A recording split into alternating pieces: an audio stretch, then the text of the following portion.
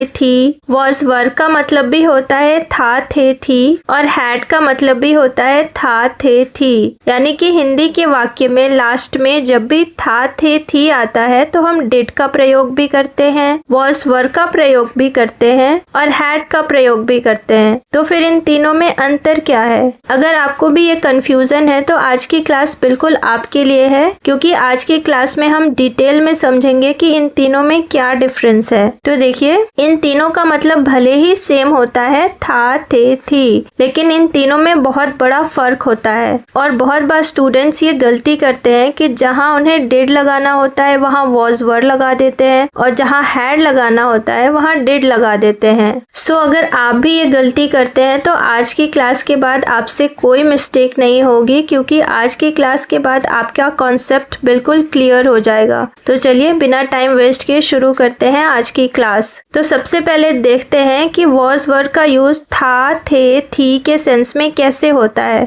तो देखिए, was verb का प्रयोग दो कंडीशंस में होता है। पहली कंडीशन होती है कि इसका यूज हम सिंपल सेंटेंसेस में करते हैं, मतलब ऐसे सेंटेंसेस जिसमें किसी की स्टेट यानी कि अवस्था, फीलिंग्स यानी कि भावना, या प्लेस यानी कि स्थान के बारे में बताते हैं। इसका मतलब है कि ऐसे सेंटेंसेस जिनमें कोई एक्शन नहीं होता है, हम सिंपल ये बताना चाहते हैं कि कोई इंसान कैसा था, क्या था या कहाँ था। ठीक है। अब देखिए, जब हम वॉज वर्ब का यूज स्टेट यानी कि अवस्था बताने के लिए करते हैं तो वॉज वर्ब के बाद कोई भी मेन वर्ब नहीं लगता है। और वॉज वर्ब का दूसरा प्रयोग होता है पास्ट कंटिन्यूअस टेंस में, यानी कि जब कोई काम पास्ट के किसी समय पर जारी था, कंटिन्यू था। तो जब हम वॉज वर्ब का यूज पास्ट कंटिन्यूअस टेंस के लिए करेंगे तो इस केस में हम वॉज वर्ब के बाद वर्ब लगाएंगे। और कौन सा वर्ब लगाएंगे? वर्ब की आईएनजी फॉर्म। ठीक है।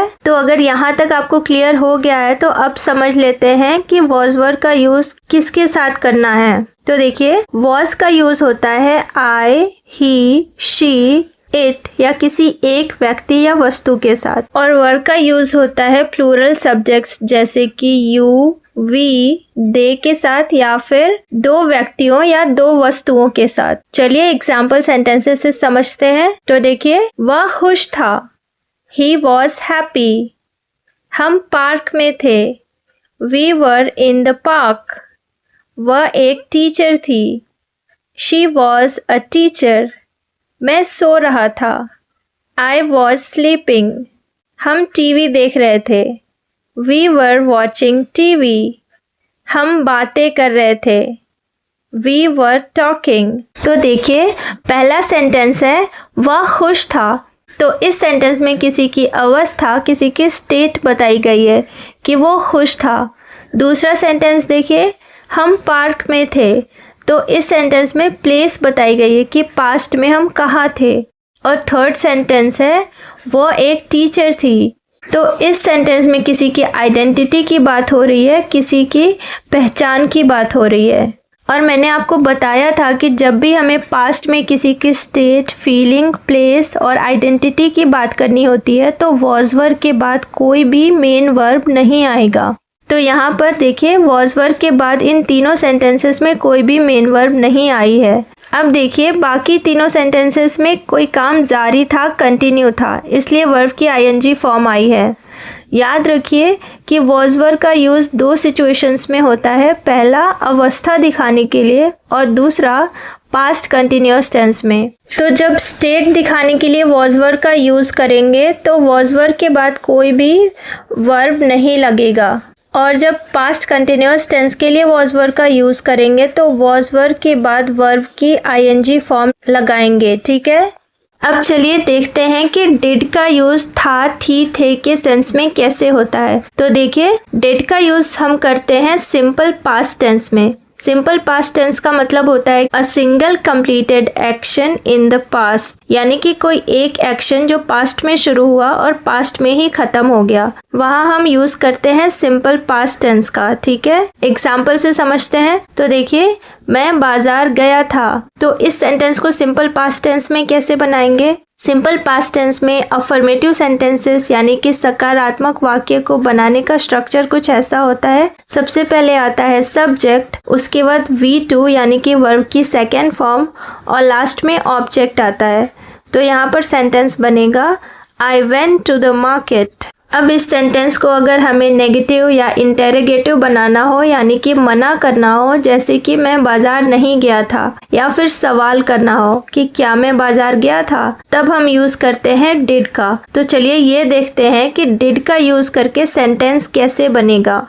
तो देखिए, अगर आपको नेगेटिव सेंटेंसेस यानी कि नकारात्मक वाक्य बनाना है तो कुछ नहीं करना है, बस सब्जेक्ट के बाद डिड नॉट लगा देना है और उसके बाद वर्ब की फर्स्ट फॉर्म और लास्ट में अगर सेंटेंस में कोई ऑब्जेक्ट है तो लगाएंगे, अदरवाइज कोई ज़रूरत नहीं है। जैसे कि ये सेंटेंस देखिए, यहाँ पर लिखा हुआ है मैं बाजार नहीं गया था, तो यहाँ पर सेंटेंस बनेगा I did not go to the market. अब देखिए, अगर आपको सवाल करना है यानी कि इंट्रोगेटिव सेंटेंसेस बनाने हैं तो हम डिड को उठाकर सब्जेक्ट के पहले लिख देते हैं, बस इतना सा ही काम है, बाकी स्ट्रक्चर पूरा सेम ही रहेगा। ठीक है, तो यहाँ पर सेंटेंस लिखा हुआ है क्या मैं बाजार गया था, तो सेंटेंस बनेगा did I go to the market. तो आपको बस ये ध्यान रखना है कि डिड के बाद हमेशा वर्ब की फर्स्ट फॉर्म ही आती है, चाहे वो नेगेटिव सेंटेंस हो या फिर इंट्रोगेटिव सेंटेंस। इसका रीजन ये है कि डिड खुद ही एक सेकेंड फॉर्म है,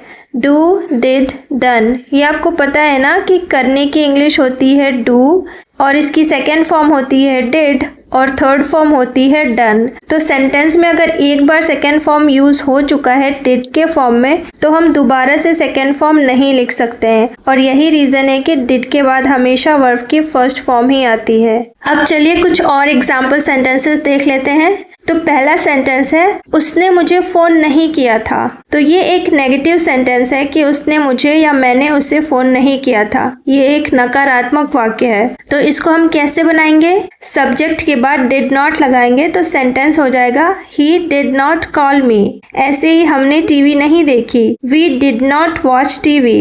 क्या तुम वहां गए थे। तो ये एक इंट्रोगेटिव सेंटेंस है, इसमें सवाल पूछा जा रहा है कि क्या तुम वहां गए थे। तो इसको बनाने के लिए डिड को सब्जेक्ट से पहले लिख देंगे, तो सेंटेंस कुछ ऐसा होगा डिड यू गो देयर। अब यहाँ पर देखिए, ये जितने भी सेंटेंसेस यहाँ पर लिखे हुए हैं सबके आखिर में था, थे, थी आ रहा है, लेकिन ये जरूरी नहीं है कि हम था, थे, थी ऐड करके ही बोलते हैं।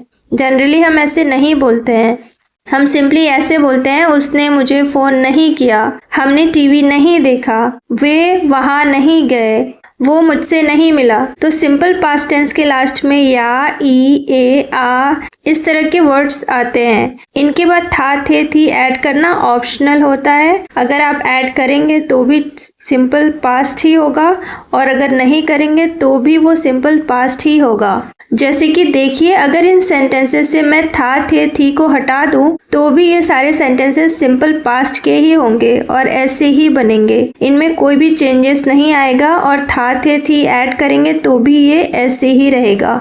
ठीक है, चलिए अब देखते हैं कि हैड का यूज था, थे, थी के सेंस में कैसे करते हैं। तो देखिए, हैड का यूज दो सिचुएशंस में होता है। पहला possession, relation and disease in the past दिखाने के लिए, और दूसरा यूज इसका होता है पास्ट परफेक्ट टेंस में। तो चलिए सबसे पहले ये समझ लेते हैं कि पोजेशन का क्या मतलब है। तो देखिए, पोजेशन इन द पास्ट का मतलब है कि कोई चीज पहले आपके पास थी, उस पर आपका हक था, तो उसको दिखाने के लिए हम हैड का यूज करते हैं। एग्जाम्पल से समझिए, मेरे पास एक घर था, I had a house, उसके पास एक कार थी, He had a car, हमारे पास बहुत समय था, We had a lot of time। अब चलिए देखते हैं कि रिलेशन दिखाने के लिए had का यूज कैसे होता है। तो देखिए, जब प्रेजेंट में हम किसी से कोई रिलेशन दिखाते हैं तो वहां पर हम हैव का यूज करते हैं। जैसे मेरी एक बहन है तो हम बोलते हैं आई हैव अ सिस्टर। तो इसी सेंटेंस को अगर पास्ट में बोलना हो कि मेरी एक बहन थी तो हम बोलेंगे आई हैड अ सिस्टर। ऐसे ही अगर बोलना हो मेरे दो भाई थे तो बोलेंगे आई हैड टू ब्रदर्स। उनके बहुत दोस्त थे, they had many friends. Alright, अब देखिए अगर पास्ट में कोई डिजीज यानी कि कोई बीमारी की बात करनी हो तो उसे दिखाने के लिए भी हम हैड का यूज करते हैं। फॉर एग्जाम्पल, मुझे बुखार था, आई हैड अ फीवर, उसके सर में दर्द था, शी हैड अ हेडेक। तो इस तरह हम हैड का यूज रिलेशन, पोजेशन और डिजीज को दिखाने के लिए करते हैं। चलिए अब देखते हैं कि हैड का यूज हम पास्ट परफेक्ट टेंस में कैसे करते हैं। तो सबसे पहले ये समझ लेते हैं कि पास्ट परफेक्ट टेंस क्या होता है। तो देखिए, जब दो काम पास्ट में हुए और हम ये बताना चाहते हो कि कौन सा काम पहले हुआ था, तो वहां पर हम यूज करते हैं पास्ट परफेक्ट टेंस का। इसको बनाने का स्ट्रक्चर कुछ ऐसा है। सबसे पहले हम लिखते हैं सब्जेक्ट, उसके बाद हैड, उसके बाद V3 यानी कि वर्ब की थर्ड फॉर्म और लास्ट में ऑब्जेक्ट। अब ध्यान दीजिए, एक कॉमन डाउट जो सभी को होता है कि सिंपल पास्ट और पास्ट परफेक्ट टेंस में डिफरेंस क्या है, क्योंकि यहाँ पर भी हम बात कर रहे हैं completed action in the past की और सिंपल पास्ट में भी हम बात कर रहे हैं completed action in the past की। तो फिर इन दोनों में डिफरेंस क्या है? तो देखिए, सिंपल पास्ट का यूज हम वहां करते हैं जब कोई एक काम पास्ट में हुआ और पास्ट में ही खत्म हो गया। हम यहाँ पर सिंगल एक्शन की बात करते हैं, single completed action in the past की। और पास्ट परफेक्ट टेंस का यूज हम तब करते हैं जब दो काम पास्ट में हुए और हमें बताना हो कि कौन सा काम पहले हुआ। ठीक है, जैसे कि एग्जाम्पल देखिए, आई एट फूड मतलब मैंने खाना खाया या फिर मैंने खाना खाया था। तो ये एक सिंगल एक्शन है ना, हम एक काम की बात कर रहे हैं जो पास्ट में हुआ और पास्ट में ही खत्म हो गया। तो यहाँ पर हमने सिंपली वर्ब की सेकेंड फॉर्म लगाई है। अब सेकेंड एग्जाम्पल देखिए पास्ट परफेक्ट का, I had eaten food before she came, उसके आने से पहले मैं खाना खा चुका था। तो इस सेंटेंस में दो काम हुए हैं ना, एक तो खाना खाने का और दूसरा उसके आने का। और कौन सा काम पहले हुआ? मैं खाना खा चुका था, ये काम पहले हुआ। तो जो काम पहले हुआ उसमें हम पास्ट परफेक्ट यानी कि हैड प्लस वर्ब की थर्ड फॉर्म लगाते हैं, और जो काम बाद में हुआ उसको हम सिंपली सिंपल पास्ट की तरह बनाते हैं, मतलब V2 लगाते हैं। सो फ्रेंड्स, आई होप आपको डिफरेंस समझ आ गया होगा सिंपल पास्ट और पास्ट परफेक्ट टेंस में। तो चलिए अब कुछ और एग्जाम्पल्स देख लेते हैं पास्ट परफेक्ट टेंस का। जैसे कि देखिए, जब हम स्टेशन पहुंचे ट्रेन जा चुकी थी। तो अब आप बताइए कि इसमें कौन सा काम पहले हुआ है और कौन सा काम बाद में हुआ है। ट्रेन जा चुकी थी, ये काम पहले हुआ ना, तो इसमें हम लगाएंगे हैड प्लस V3। और जो काम बाद में हुआ यानी कि हम स्टेशन पहुंचे, इसमें हम लगाएंगे V2। ठीक है, तो यहाँ पर सेंटेंस बनेगा the train had left before we reached the station. ऐसे ही मेरे आने से पहले वह जा चुकी थी। तो यहाँ पर उसके जाने का काम पहले हुआ ना, तो यहाँ पर सेंटेंस बनेगा she had gone before I arrived. उसने रात के खाने से पहले अपना होमवर्क पूरा कर लिया था। He had finished his homework before dinner. Teacher के आने से पहले उसने चिट्ठी लिख दी थी। She had written the letter before the teacher came.